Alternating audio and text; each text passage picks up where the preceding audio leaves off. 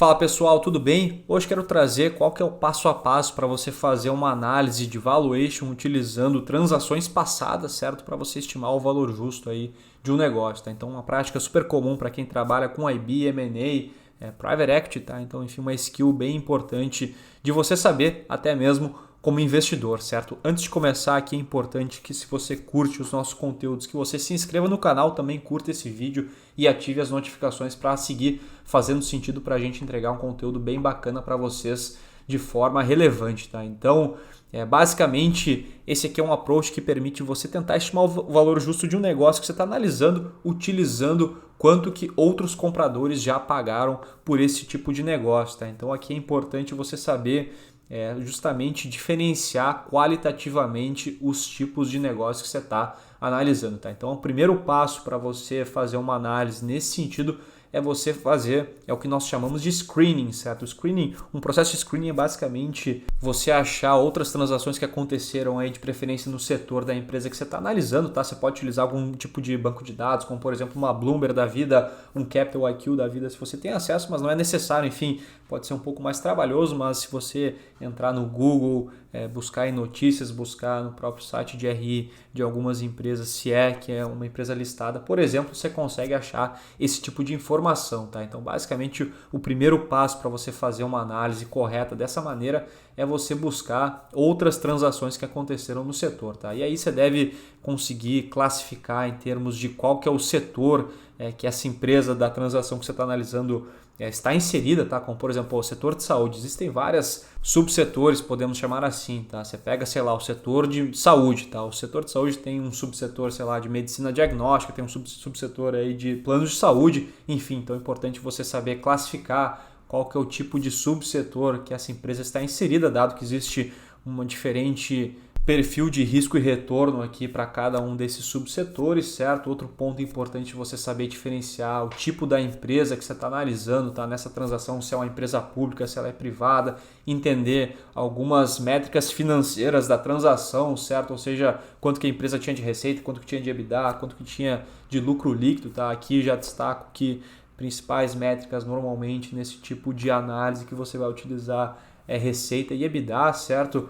Outro ponto importante para você entender nesse processo de screening é o tamanho das empresas que você está olhando, tá? Então, enfim, tamanho em termos de receita, tamanho em termos de número de colaboradores, em número de unidades, tá? Sei lá, se tem unidade somente no país, em vários países, tá? Então, esse é um ponto também importante. Entender um pouco do mix de produto, tá? Enfim, quanto mais similar for o mix de produto da empresa que você está analisando, melhor. Quanto mais diferente, pior, dado que a comparabilidade fica defasada, certo? Entender também o tipo de comprador nessas transações, tá? Se é um private equity, se é um comprador estratégico, se é uma empresa listada, se é uma empresa privada.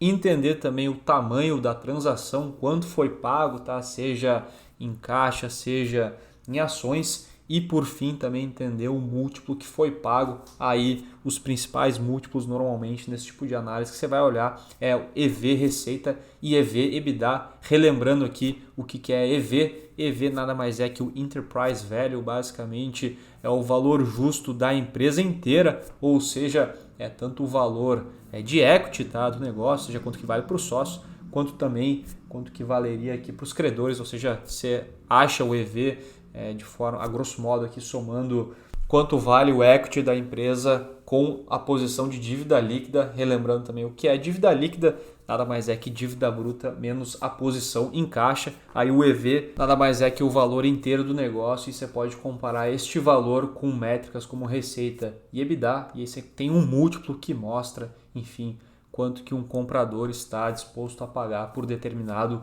business, certo? Então, essa é a primeira etapa de uma análise utilizando transações passadas, você fazer um screening do setor para entender quais os tipos de transações que já aconteceram nesse setor, e a segunda etapa é você refinar um pouco esses dados, tá? Então, dificilmente você vai achar tudo bonitinho, tudo certinho, todas essas informações que eu falei que são relevantes de você achar para fazer uma análise bem feita, tá? Então, normalmente você vai ter ali uma planilha de Excel gigante, com muita coisa faltando, então você vai ter que ir atrás, enfim, de notícia, de relatório, de base de dados para conseguir completar essa planilha, certo? Para você, antes de você conseguir tomar qualquer tipo de decisão, tá? Essa é uma etapa super importante, principalmente no que tange você conseguir entender qual que é a similaridade dessa transação que você está analisando com a empresa que você está analisando, tá? Esse é um ponto crucial. Não adianta você comparar coisas diferentes, tá? Aí realmente, como eu falei até anteriormente, quanto mais diferentes são dois negócios, tá? Menos sentido faz você utilizar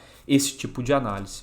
Terminada essa segunda etapa, que é super importante, tá? De você definir realmente quais são as transações comparáveis aqui com o business que você está analisando. O terceiro passo é você determinar um range aí de múltiplos que você acha que faz sentido para a empresa que você está analisando, tá? Mais ou menos como está aqui nessa tabela que eu estou mostrando para vocês, tá? Então você vai ter diversas transações que já aconteceram de empresas que você entende que tem uma similaridade relevante para você comparar com a empresa que você está analisando agora, certo? E aí você pode definir justamente um range aí de múltiplos, você pode utilizar, sei lá, média dessas transações, mediana também é outro approach, certo? Para você justamente entender qual que é uma faixa de múltiplo razoável para esse setor que você está analisando, tá? E por fim, a última etapa e talvez a mais fácil é você aplicar aí o range dos múltiplos que você encontrou na etapa anterior numa empresa que você está analisando, tá? Então vamos supor, sei lá, que você encontrou aí na sua análise diligente de outras transações uma média de, sei lá, de aproximadamente 10 vezes EV/EBITDA, ou seja, o pessoal de mercado costuma pagar isso para uma empresa similar a que você está analisando. E vamos supor que a empresa que você está analisando, sei lá, tem um EBITDA normalizado de 100 milhões de reais por ano.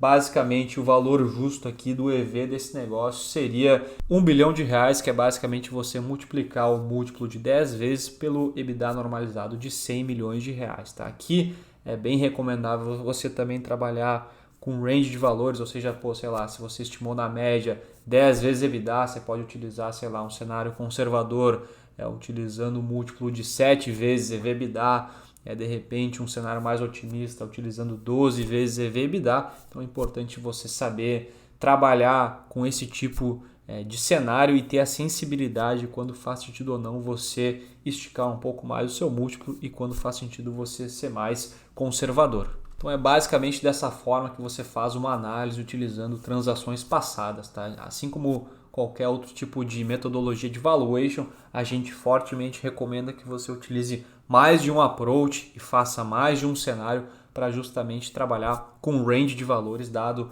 todas as fragilidades do modelo, tá? Você pega algumas fragilidades, por exemplo, desse modelo que a gente passou aqui, tá? Primeiro ponto, é super difícil você achar uma empresa 100% comparável na prática, tá? Então sempre vai ter algum tipo de distorção, tá? O timing também é bem importante aqui, tá? Então, de forma super rápida, as transações vão ficando antigas e distorcidas, tá? Então você pega, sei lá, um cenário no ambiente macroeconômico de crescimento, de otimismo, pode ter certeza que isso afeta o múltiplo que os compradores estão pagando, tá? Então isso vai ser distorcido se você está analisando de repente num cenário diferente. E por fim, para você achar a informação para fazer esse tipo de análise pode ser muitas vezes difícil, tá? Se não existe uma obrigatoriedade em termos de regulamentação para as empresas darem o disclosure das informações, pode ser muito difícil você conseguir achar uma informação de qualidade para conseguir fazer uma análise sólida aqui nessa metodologia.